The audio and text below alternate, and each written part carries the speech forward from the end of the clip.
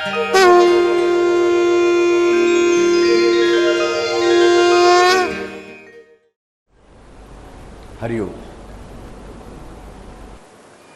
आता आम्ही बघत चाललो आहोत मध्यम पातू खरध्वंसी या खर राक्षसाचे 14 सेनापती.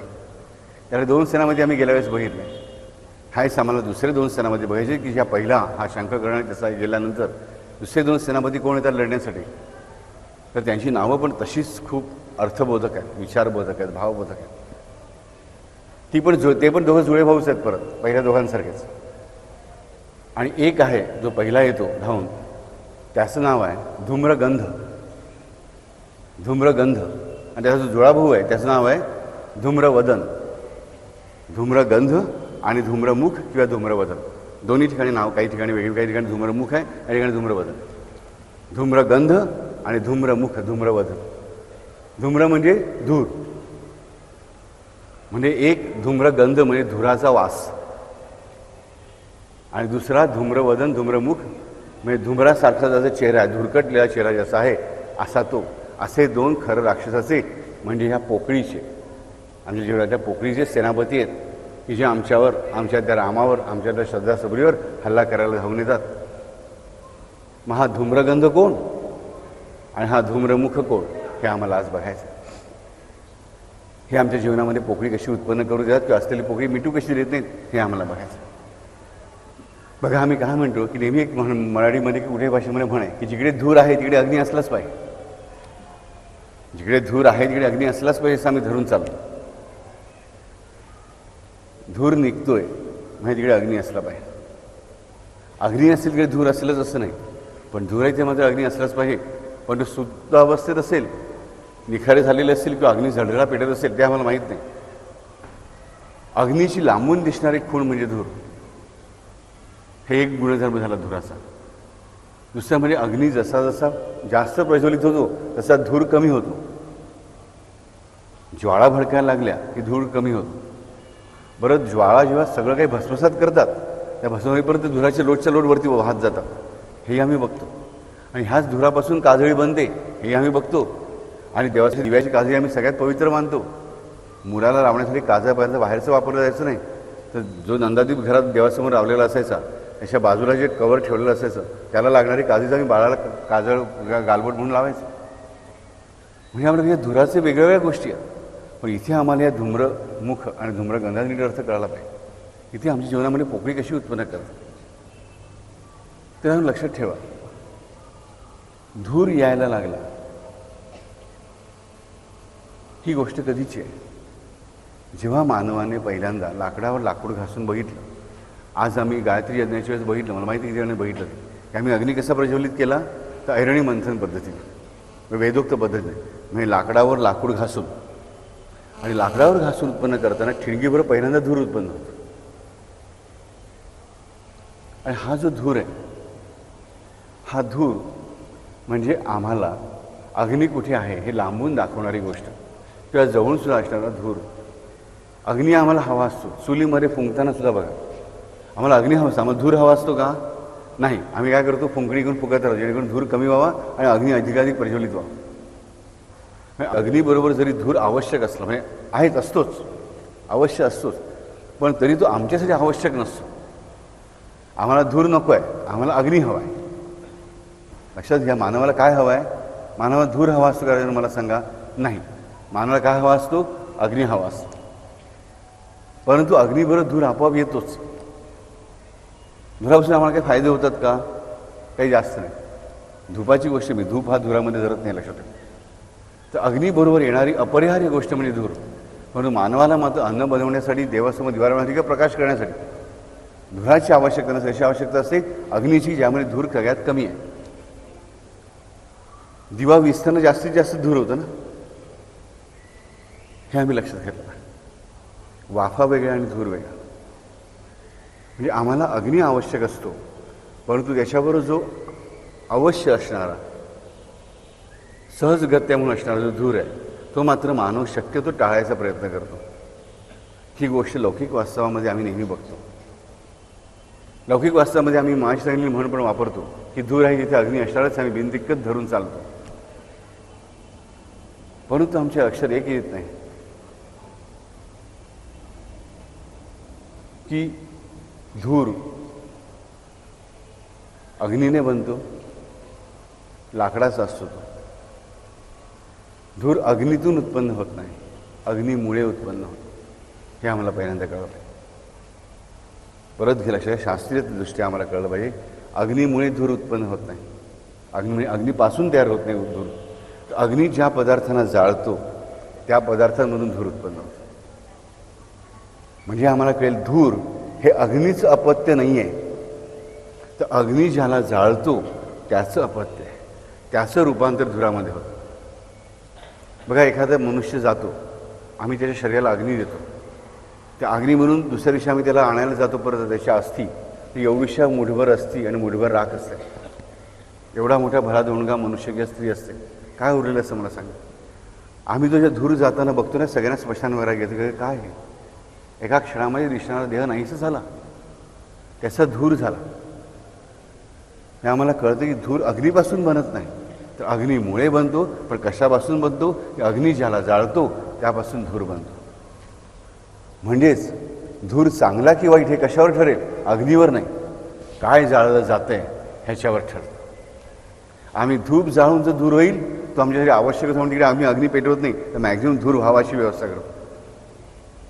म्हणजे आम्हाला कळेल की धूर जो आहे तो जे काही जाळलं जातं आहे त्याच्यापासून निर्माण होत असल्यामुळे त्याचं चांगलेपण आणि वाईटपण हे त्या वस्तूवर ठरतं, अग्नीवर ठरत नाही.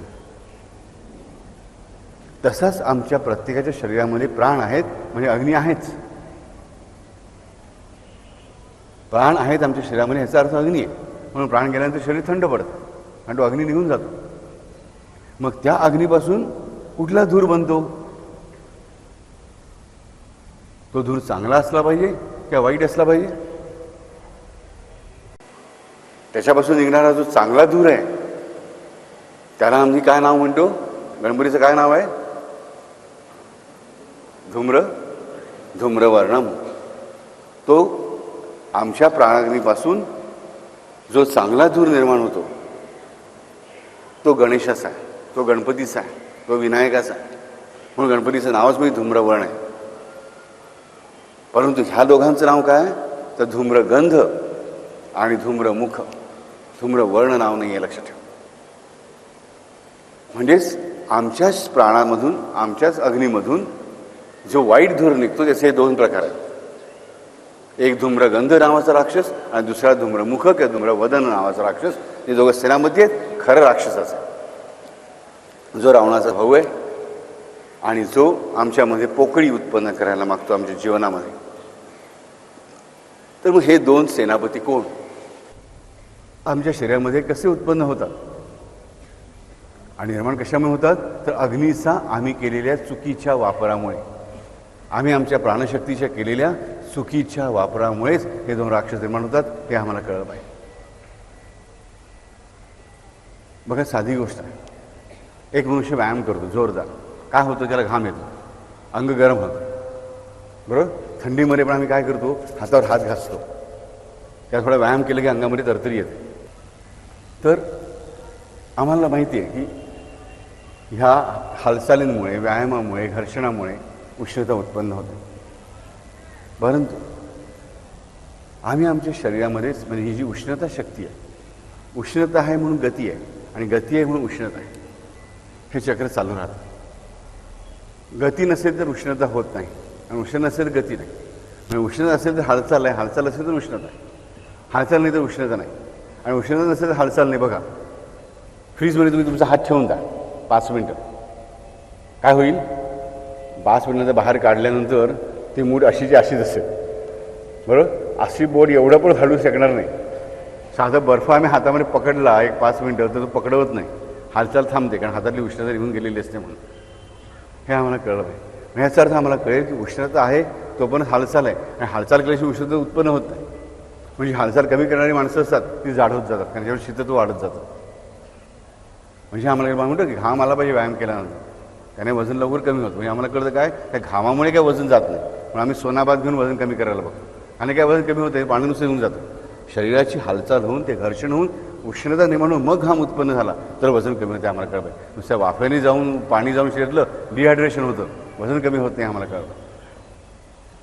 तर आमच्या शरीरामध्ये आमच्या शरीराची जी कर्मेंद्रिय आहेत त्याने आम्ही जे काही कर्म करतो त्यामुळे आमच्या शरीराची, आमच्या मनाची आणि प्राणांची गती निश्चित होते, गती निर्माण होते. म्हणजे आमच्या कर्मेंद्रियांचा वापर आमच्या अग्नीमुळे होतो. कर्मेंद्रियांचा वापर हा अग्नीमुळे शक्य आहे. अग्नी नसेल तर कर्मेंद्रियांचा वापर आम्हाला करता येत नाही. 2 हात, 2 पाय, गुदा, जिव्हा आणि उपस्थ ही सगळी जी कर्मेंद्रिय, या कर्मेंद्रियांसाठी कार्यासाठी उष्णतेची आवश्यकता आहे. उग्रतेची नाही, उष्णतेची. परंतु आम्हाला माहीत पाहिजे की त्याच्याबरोबरच आम्ही ह्या कर्मेंद्रियांचा जो वापर करतो त्यामुळे आमच्या प्रत्येक कृतीला, त्या कृतीच्या मागे असणाऱ्या शरीराच्या गतीला म्हणजे आमच्या अन्नमय देहाला, आमच्या प्राणमय देहाला आणि आमच्या मनोमय देहाला गती प्राप्त होत असते. म्हणजे आमच्या प्राणाग्नीला, जठराग्नीला आणि ज्ञानाग्नीला गती प्राप्त होत असते.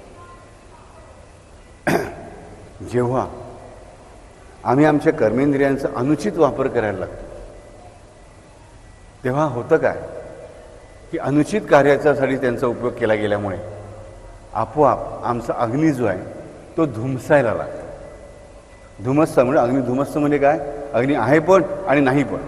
म्हणजे तो अग्नी आता अग्नी उत्पन्न होत नाही, नुसता निखाऱ्या स्वरूपात आहे, तो फक्त धूर उत्पन्न करतो. जेव्हा आम्ही आमच्या कर्मेंद्रियांचा वापर चुकीच्या गोष्टींसाठी करतो तेव्हा आमच्या शरीरातील अग्नीला मिळणारी दिशा ही धुमसण्याची होती. त्यामुळे त्यातून फक्त धूर उत्पन्न होतो, त्यातून फक्त धूर उत्पन्न होतो. आणि हा धूर म्हणजे तो धूम्रगंध राक्षस. आम्ही आमच्या कर्मेंद्रियांचा केलेला अनुचित वापर म्हणजे हा धूम्रगंध नावाचा राक्षस. आणि हा आमच्या शरीरामध्येच उत्पन्न होत राहतो, देहामध्ये उत्पन्न राहतो. म्हणजे आमच्या शरीरात, मनात, बुद्धीत, आमच्या प्राणांमध्ये उत्पन्न होत राहतो. आणि मग त्यामुळे होतं काय की आता आमच्या त्याच सगळ्या कर्मेंद्रियांना मिळणारी उष्णता, प्राप्त होणारी शक्ती म्हणजे अग्नी म्हणजेच प्राणशक्ती कमी व्हायला लागते. अग्नी कमी आणि धूर जास्त, त्यामुळे आमची कर्मेंद्रिय दुबळी पडायला लागतात. आम्ही कर्मेंद्रिय चुकीच्या पद्धतीने वापरली. चुकीच्या पद्धतीने वापरल्यामुळे आमच्या अग्नीची दिशा बदलली. अग्नीची दिशा बदलली त्यामुळे अग्नी धुमसायला लागला. अग्नी धुमसायला लागल्यामुळे अग्नीची तीव्रता कमी झाली आणि धुराची तीव्रता वाढली. त्यामुळे आम्हाला मिळणारी ताकद कमी झाली. म्हणजे आम्हाला कळलं की धूम्रगंध राक्षस काय करत नाही. हा धूम्रगंध राक्षस आमची कर्मेंद्रियांची ताकदच हिरावून घेतो. म्हणजे आमची कार्यशक्ती, आमची पोटन्सी, आमची कॉम्पिटन्सी हिरावून घेतो, आमचं सामर्थ्य हिरावून देतो. म्हणजे आम्हाला तरी ह्याला जबाबदार कोण असतो? आम्हीच असतो. म्हणून बाबू याचं नाव धूम्रगंध का? तर गंध हा पृथ्वी महाभूताचा गुणधर्म आहे. आपण 5 महाभूत आहेत. पृथ्वी महाभूत जे आहे त्याचा गंध हा गुणधर्म आहे. पृथ्वीचा गुणधर्म गंध आहे. आणि कर्मेंद्रियांचा वापर ही सर्वात स्थूल भूमिका आहे ना. आम्ही हात असा केला की तसा केला, आम्ही पायाने चाललो काय जे काही केलं, ही कृती आम्हाला दिसणारी आहे स्पष्टपणे. आम्ही केलेला विचार कोणाला समजू शकत नाही. आम्ही ऐकलेले शब्द थोड्या अंतर असलेल्या माणसाला दिसू शकत नाही, पण मी हाताने आणि पायाने केलेली कृती प्रत्येकाला दिसू शकते. मी जिभेचा वापर जो करतो ते माझं तोंड हलते एवढ्या लोकांना दिसू शकतो, ह्या बोलतोय. नाही मला कळेल की कर्मेंद्रियची रचना, कर्मेंद्रियांची कृती ही लोकांना लांबून पण दिसू शकते. म्हणजे ती पृथ्वीसारखी स्थूल क्रिया आहे. आणि त्याच्यामधून हा जो धूम्र उत्पन्न होतो म्हणून त्याला धूम्रगंध म्हटलेला हे एक नाव. तर दुसरी गोष्ट म्हणजे की ह्या धुराचा वास, प्रत्येक धुराला वास असतो ना. धूर आला की आम्हाला कळतं ना की धूर येते, धुराचा वास असतो. प्रत्येक बऱ्याच वेळेला नुसता साथ धुराचा आम्हाला कधी धूर होते कुठे. हा धूम्रगंध जो आहे हा ह्याला वास आहे एवढा की हा धूर प्रगट होण्याच्या आधीपासूनच हा गंध फेकायला सुरुवात करतो. म्हणजे धूर उत्पन्न होण्याच्या आधीच ह्याचा गंध यायला लागतो. एरवीकडे काय होतं, धूर झाला की मग आम्हाला वास येतो. पण हा धूम्रगंध असल्यामुळे हा निर्माण होण्याच्या अगोदरच आम्हाला याचा वास येऊ लागतो. हा निर्माण होत असताना आम्हाला याचा वास येत राहतो. ही महत्त्वाची गोष्ट आहे. मात्र धूम्रगंधाचा तिसरा अर्थ आम्हाला पण इकडे कळला पाहिजे की ज्या क्षणी हा धूर यायचा थांबतो त्या क्षणी तो गंध पण थांबतो. म्हणजे आम्हाला त्याचा अलार्म जागरूक करणारी रचना परमेश्वराने करून ठेवलेली आहे. बाबा आम्हाला कुठे वास येतो, आम्ही वास कुठे घ्यायचा, कुठे आम्ही असं कुठे बघायचं कुत्र्यासारखं नाही. ह्याचा गंधाचा वास म्हणजे काय आम्हालाही कळतं, धुम्राचा गंध म्हणजे काय हे आम्हाला कळलं पाहिजे. जेव्हा आम्ही कर्मेंद्रियाचा अनुचित वापर करायला लागतो आणि त्यामुळे आमचा अग्नी विझायला लागतो, तेव्हा त्याची सूचना आम्हाला मिळते, त्याचा वास आम्हाला येतो. आणि तो वास आम्हाला कुठल्या स्वरूपामध्ये येतो, तो पण स्पष्ट स्वरूपामध्ये येतो. ही सगळ्यात महत्त्वाची गोष्ट म्हणजे की आम्हाला आमच्या मनामध्ये संशय उत्पन्न व्हायला लागतो. आमच्या मनामध्ये नानाविध प्रकारचे संशय उत्पन्न व्हायला लागतात. आमची वृत्ती संशयी बनते. आपल्या मनामध्ये परमेश्वराविषयी संशय यायला लागला की समजायचं आपली कर्मेंद्रिय चुकीच्या मार्गाने जायला लागलीत. कारण धूम्रगंध म्हणजे काय, की आमची कर्मेंद्रिय चुकीच्या मार्गाने जायला लागली की आमच्या मनामध्ये आपोआप परमेश्वराविषयी शंका कुशंका निर्माण व्हायला लागतात, संशय निर्माण करायला लागतो. म्हणजे धूम्रगंध राक्षसाचं कार्य सुरू झालं. त्याला परमेश्वराचा अभाव करायचा तुमच्या आयुष्यामध्ये, म्हणजेच काय, त्याला पोकळी निर्माण करायचे. आणि मग माझ्या मनामध्ये जो संशय आला, संशय म्हणजे धूर. आम्ही किती वेळा संशय या शब्दासाठी धुरा शब्द वापरतो, लक्षात ठेवा. 1000 वेळा बरोबर आम्ही किती विचार केला की असं का म्हणून.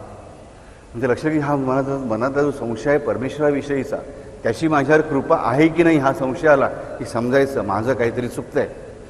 हाच तो धूम्रगंध राक्षस असा गंध. मात्र तो गंध हा परमेश्वराच्या कृपेमुळेच उत्पन्न होतो, लक्षात ठेवा. परमेश्वराविषयीचा संशय पण, परत सांगतो अंडरलाईन करायला येणार नाही, की परमेश्वराविषयीचा संशय उत्पन्न झाला ह्याची तुम्हाला जाणीव पण परमात्म्याच्या कृपेमुळेच होते. ज्याच्यावर परमात्म्याची कृपा नाही त्याला ह्याची जाणीव पण होत नाही, परमेश्वरापासून लांबच जात राहतो. पण ज्याच्यावर परमेश्वराची कृपा आहे त्याला ह्याची जाणीव होते, त्याला याचा गंध येतो की बाबा माझ्या मनामध्ये कुठेतरी श्रद्धा कमी होते, ह्याची त्याला जाणीव होते. मग तो बाबा नाही रे असं नको, आपण आपल्या मनाला आत ओढूया. मी तुम्हाला खरं सांगतो मनापासून की हे पेपर्समध्ये एका व्यक्तीने खूप छान दिलं की सगळी सोंग यांचं आणता येतात बापू म्हणे. पैशाचं सोंग आणता येतं, धनाचं सोंग आणता येतं, कशाचं सोंग आणता येतं, श्रद्धेचं सोंग म्हणे पण बापू आणता येतं, पण म्हणे सबुरीचं सोंग आणता येत नाही. मला खूप आवडलं त्या पेपरमधली ती ओळ. कारण तिकडेच म्हणे आमचं भांडं फुटतं. हा भांडं फुटते शब्द मला शब्द खूपच आवडला की आम्हाला श्रद्धेचं सोंग आणता येतं, सबुरीचं सोंग कधी आणता येत नाही कोणाला. तर आमची सबुरी टस्कन फुटते, भांडं फुटतं आमचं तिकडे. आणि तिकडेच हा धूम्रगंध राक्षस याचा अर्थ आमच्या आयुष्यामध्ये आता पेटून उठलेला आहे काम करण्यासाठी, म्हणजे अग्नी विझवण्यासाठी, आमच्या आयुष्यामध्ये भली मोठी पोकळी निर्माण करण्यासाठी. असा हा धूम्रगंध नावाचा राक्षस. आणि त्याच्याबरोबर लढाईला कोण येतो, त्याचा जुळा भाऊ. त्याचं नाव काय, धूम्रमुख, धूम्रवदन. बरोबर. आता मी मागे सांगितल्याप्रमाणे हा पहिला आला म्हणजे हा धाकटा भाऊ आहे. दुसरा जो आहे तो मोठा भाऊ आहे, जो मागून येतो, पण तो मोठा भाऊ असं जुळ्यांमधला. त्याचं नाव काय, धूम्रमुख म्हणजे धूम्रवदन. आता नुसतं वास नाही तर चेहराच धुरकट होतो. म्हणजेच आम्ही संभ्रमावस्थेत पडतो. आता आम्हाला नुसता परमेश्वराविषयी संशय नाही वाढत, तर त्या संशयाच्या बरोबर संभ्रम उत्पन्न. आता आम्हाला प्रश्न, बापू संभ्रम आधी की संशय आधी, मोठा भाऊ आधी की लहान भाऊ आधी? मोठा भाऊ आधी जन्माला आला, पण मगाशी काय असेल, हल्ला कोणी आधी केला, धाकट्या भावाने हल्ला आधी केला. मग मोठा भाऊ राजरोसपणे आपला दादागिरी करत त्यामध्ये येतो आणि आता आमच्या मनामध्ये संभ्रम उत्पन्न, नुसता संशय नाही, संभ्रम. आता आम्ही स्वतःच्याच मताला पुष्टी देणारी कारणं शोधायला लागतो की देव नसलाच पाहिजे, की हा देव मला पावतच नाही, त्या देवाला मी असं केलं नाही म्हणून असं झालं, तसं केलं नाही म्हणून तसं झालं. आम्ही देवापुढे जाताना, देवाला प्रदक्षिणा घालताना, देवाला लोटांगण घालताना कुठल्या भावाने घालतो, माझी पूजा पोचली की नाही देवाला, हा संभ्रम आला की समजायचं चुकलं, माझ्याकडे हा राक्षस वाढतो. वेडी वाकडी कशी असेल माझी पूजा परमेश्वराला पोचतेच, एवढंच नाही माझी प्रत्येक कृती पण पोचते, मला कळलं पाहिजे. मी रागाने दिलेली परमेश्वराला शिवी पण पोचतेच, हे लक्षात ठेवा. तुम्ही परमेश्वराला मानत नसाल तरी तुमची कृती परमेश्वराला पोचतच असते. त्याच्याबद्दल मला संभ्रम कधी असता कामा नये. तुम्ही दरवाजा बंद करा, तुम्ही गुहेत जाऊन बसा, तुम्ही जंगलात जिथे कोणी मानव नाही जाऊन बसा, पण तुम्ही जे करणार आहात ते त्या परमेश्वराला कळत नाही असं कधी होणार नाही. त्या भ्रमामध्ये कधीही राहू नका.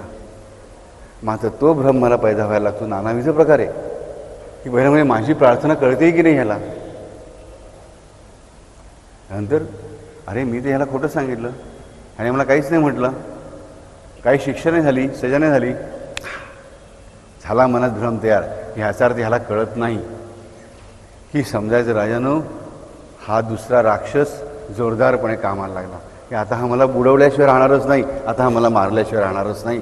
कारण हा रावणाचा भाऊ आहे, रावणाच्या अगोदरच तो रामावर हल्ला करणार हे लक्षात ठेवा. हे आम्हाला कळलं पाहिजे.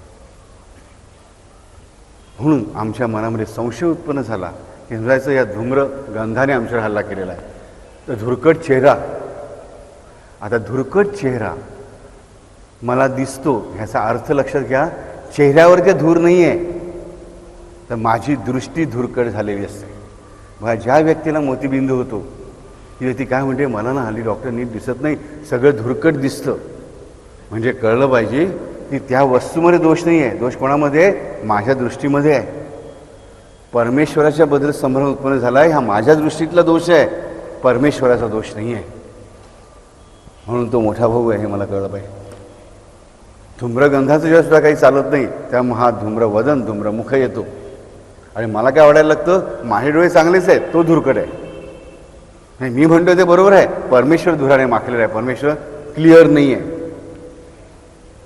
परमेश्वराच्या बद्दल मला क्लॅरिटी नाही आहे, हे मला कळत नाही, परमेश्वर अस्पष्ट आहे असं आम्हाला वाटायला लागतं. बरीच मंडळी मला वाद घालले येतात. मी कधी लांबून असतो, लांब एकदम वाद घालणाऱ्या लोकांपासून. प्रत्यक्षच आपण नावच मी काय ठेवलं आहे, तुटे वाद संवाद तो हितकारी, की ज्या संवादामुळे वाद थांबतात तो संवादच हितकारी.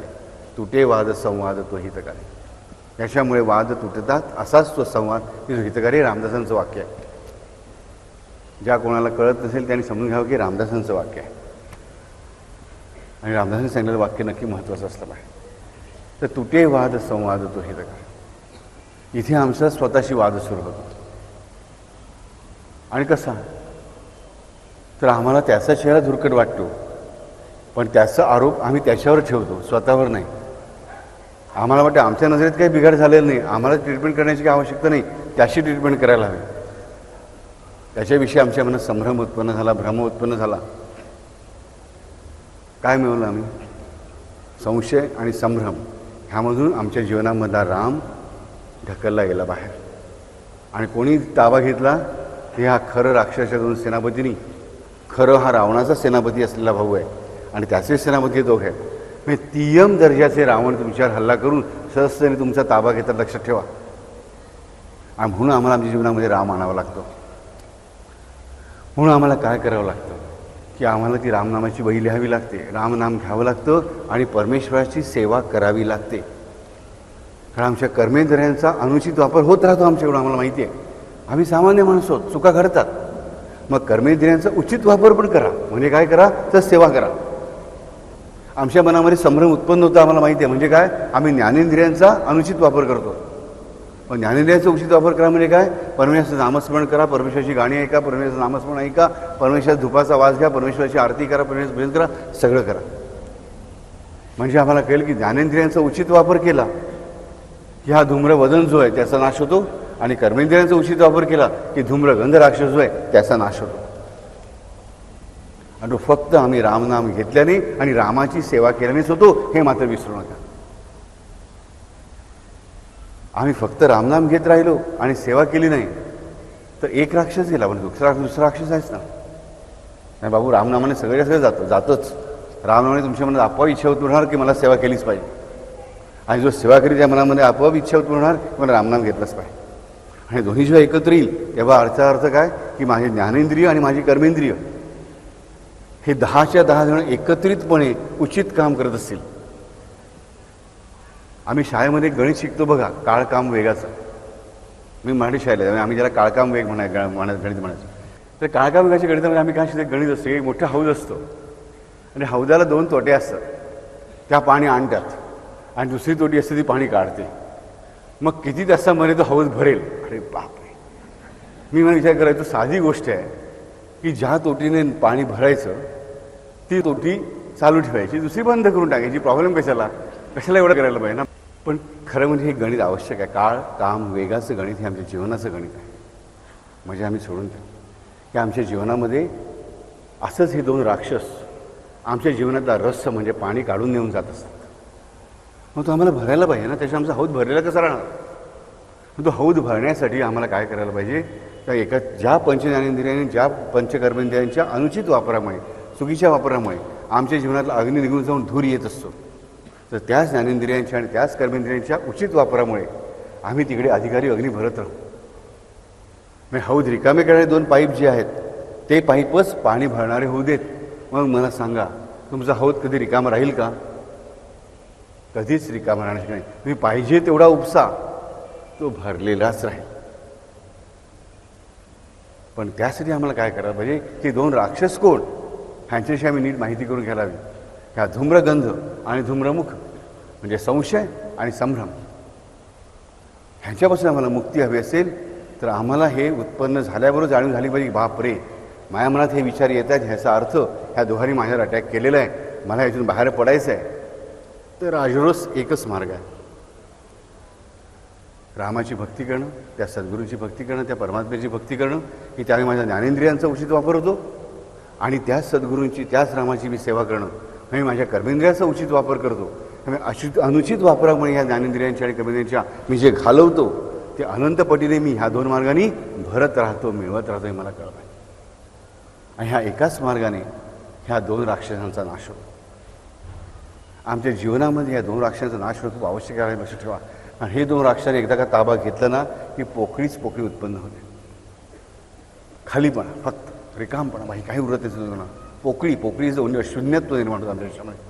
सामर्थ्य नाही, स्थैर्य नाही, शांत नाही, औदासीन्य उत्पन्न होतं, उदासीनता उत्पन्न होते.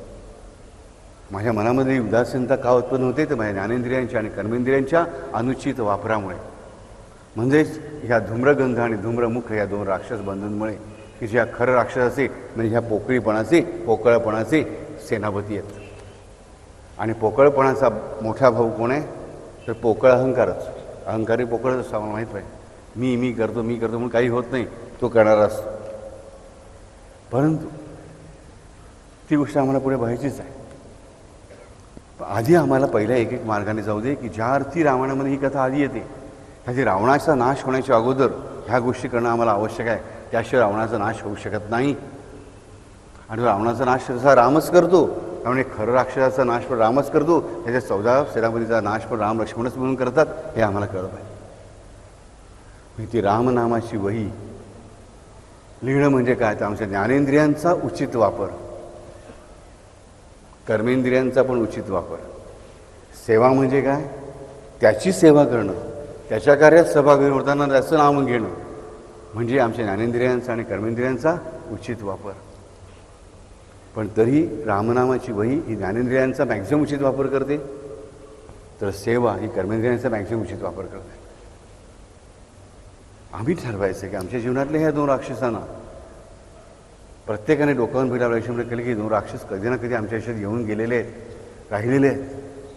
आणि हे राक्षस जेव्हा एकदा राजानं त्यांच्या मागोमाग मग ह्यांना एकदा प्रवेश मिळाला की पुढचे सेनापती लक्ष ठेवा. ह्या 14 सेनापती सगळ्यात महत्त्वाची गोष्ट म्हणजे ह्या 7 जोड्या आहेत की एका जोडीला प्रवेश मिळाला की बाकीच्यांना आपोआप प्रवेश मिळतोच.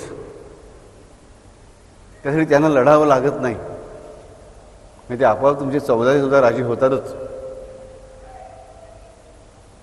म्हणजे आम्हाला कळेल की ह्याच्यामध्ये एक जण जरी आतमध्ये शिरला की बाकीचे 14 शिरले. आणि हे 14 शिरले की खरं राक्षसाचा प्रवेश झालाच.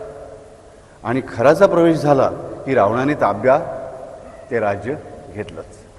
मग आम्हाला रामराज्य आमच्या जीवनात येण्याची स्वप्न बघून चालणार नाही.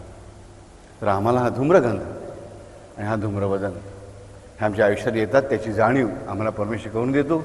संशय उत्पन्न झाला याची जाणीव आम्हाला करून देतो. म्हणजे त्या संशयाचा वास आम्हाला येतो. आमचा संभ्रम आम्हाला दिसतो, तो पण दुसरपणा दिसतो. म्हणजे परमेश्वराविषयीच आम्हाला संभ्रम निर्माण होतो. हे काय असं काय करतोय नाही. ठाम निश्चय करा. मी तुम्हाला मनापासून सांगतो राजानो, परमेश्वराकडे एकच शक्ती नाही ती म्हणजे कुणाचंही वाईट करण्याची शक्ती नाही. हे मात्र कायम लक्षात ठेवा. परमेश्वराकडे एकच गोष्टी तो हतबल आहे, आणि तो कोणाचंच वाईट करू शकत नाही, वाईट करत नाही. जेव्हा त्या रावणाला मारतो तेव्हा जो रावणाचं वाईट करत नाही, हे लक्षात ठेवा. हे आम्हाला माहीत पाहिजे. हे आम्हाला कळलं पाहिजे की परमेश्वराकडे कोणाचं वाईट करायची शक्ती नाही. मग आमचं वाईट का होतं? तर आमच्याकडे परमेश्वराची कृपा नाही आहे म्हणून. परमेश्वराची कृपा वाहतेच आहे, पण आमची कपॅसिटी नाही ती कृपा घेण्याची आमच्याकडे म्हणून. हे आम्हाला कळलं पाहिजे. आमच्या आयुष्यामध्ये हे दोन राक्षस जर आम्हाला दूर करायचे असतील तर आम्हाला माहीत पाहिजे की ज्ञानेंद्रियांचा आणि कर्मेंद्रियांचा उचित वापर, अनुचित वापर आम्ही थांबवू शकत नाही ना, हरकत नाही. आम्ही सामान्य माणसं, आमच्याकडे अनुचित वापर होत राहू दे, पण त्याच्याबरोबरीने आम्ही उचित वापर तर सुरू करू. असं नको की नुसता खर्च आहे आणि आमदानी काहीच नाही. खर्च होत आहे ना बाबा, आमच्याकडे अनुचित वापर होतो आहे, पण ह्याच्यावर उचित वापर करायचा आम्ही प्रयत्न केला तर खर्च जेवढा झाला तेवढी आमदानी ते राहील आमची. भुकेमारी तर वेळ येणार नाही, आणि हळूहळू करून असं होईल की आमची आमदानी जी आहे ती आमच्या खर्चापेक्षा नक्की जास्त होईल, आणि करता एक दिवस होईल की अनुचित वापर पुढे थांबून जाईल, पूर्ण रामराज्य आमच्या आयुष्यामध्ये येईल. आणि हे नक्की होईल, कारण रामायणातली प्रत्येक घटना ही सदैव सत्य. मी तुम्हाला काय सांगितलं आहे, रामायणातली प्रत्येक घटना घडून गेलेली नाही, तर ह्या क्षणाला पण ती घडतेच आहे. त्यामुळे ज्या क्षणी मी हा संकल्प करीन त्या क्षणी ती घटना माझ्या आयुष्यामध्ये घडणारच आहे. धूम्रगंध आणि धूम्रमुख यांचा नाश होणारच आहे. हरिओम.